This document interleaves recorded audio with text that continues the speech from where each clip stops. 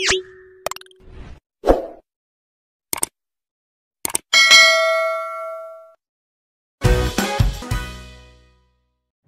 jadi gini Pak, untuk pertanyaan selanjutnya, jadi harapan kami itu kan ingin semua itu lulus KYC, ingin semua itu secepatnya jadi untuk KYC massal ya Pak ya.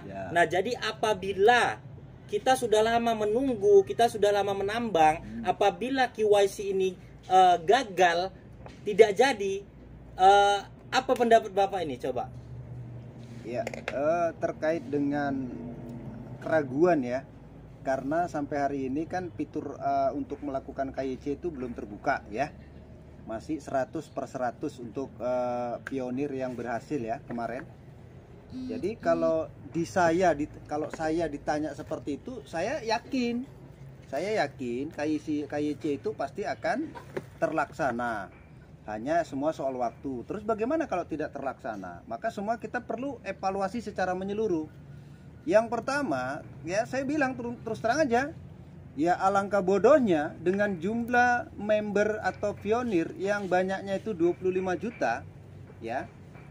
Kalau misalnya tiba-tiba tidak terjadi pelaksanaan KYC atau gagal misalnya. Nah, ini kembali ke kita dan mungkin kita bisa ini. Terus yang 25 juta ini sama Nicholas mau dikemanakan? Ya. Sementara ya 25 juta ini adalah aset bagi dia untuk terus mengembangkan Pi Network ini menjadi ya mata uang ya digital yang akan digunakan di seluruh dunia. Maka keyakinan saya itu yakin sekali pasti KYC. Nah, jadi kalau gagal ya mungkin yang tahu ya Nicholas sendiri alasan kenapa gagal.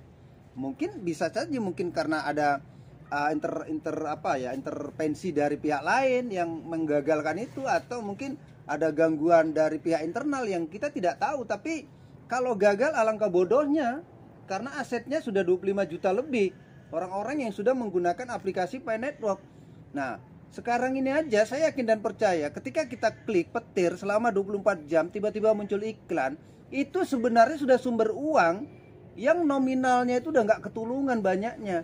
Dan itu sudah dikantongi sama core team atau sama Pi Network atau sama Nicholas lah, karena dia yang membuat. Nah, tentu saja kalau misalnya ini gagal KYC, ya saya sih tidak yakin gagal. Saya yakinnya sih pasti semuanya akan KYC. Nah, kalau gagal ya mungkin kita perlu rame-rame datang ke tempat Nicholas lah. Kenapa digagalkan ya, KYC itu? Karena alangkah bodohnya sekali lagi dengan aset yang seperti hari ini kita tahu jumlah penambangnya lebih dari 25 juta. Sementara aplikasi lain yang total katakanlah total penambangnya jumlahnya masih 100.000 aja sudah mempersiapkan KYC. Ya, ada salah satu aplikasi lain yang kita nggak usah sebutkan namanya, ya belum lagi sampai 10 juta mereka sudah KYC ya secara massal. Ya. Karena apa? Karena itu aset. Ketika mereka menggunakan aplikasi tersebut, maka selama itu developer atau pengembang yang membuat aplikasi di Play Store itu dapat uang dari Google, udah paham itu kalau gitu kan. Seperti itu ya Pak ya. Nah, jadi ya kan bodoh kali kalau nggak di KYC.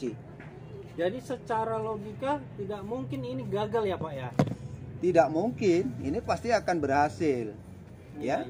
Nah, jadi kalau ada orang ala nanti gagal itu KYC, itu orang-orang yang itu tadi. Ya mungkin orang yang punya pikiran negatif, dah itu aja. Kira-kira begitu. Nah, oke, buat teman-teman ya, udah dapat ya penjelasannya ya, bahwasanya kita harus sabar menunggu dan ini akan terjadi, keyakinannya bahwasanya ini akan KYC ya. Nah, buat teman-teman semua harus sabar ya. Sama-sama kita fokus juga menambang, sama-sama kita berdoa mudah-mudahan ini terselesaikan. Oke.